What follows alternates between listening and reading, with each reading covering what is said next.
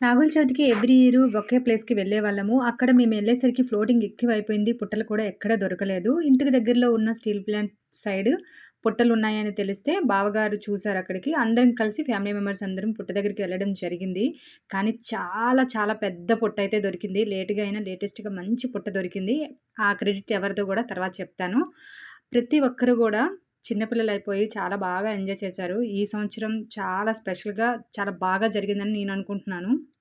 కానీ ఒకటి తోటికోడళ్ళం అందరం 9 మంది ఉంటాము. కొన్ని ప్రాబ్లమ్స్ వల్ల కొంతమంది ఫ్యామిలీస్ రాలేదు. కొద్ది మందిమే వచ్చినా చాలా హ్యాపీగా ఎంజాయ్ చేశాము. పుట్టలో పాలు వేసిన తర్వాత ఇంటికి వెళ్ళడం జరుగుతుంది కదా! అలాంటి టైంలో ఇలా వాటర్‌తో దారనేది పోస్తాము. అది దాటి వెళ్ళడం మాకు ఆనవాయితీ. మీకు ఉందో లేదో నాకు తెలీదు కానీ మేము ఇదైతే పాటిస్తాము.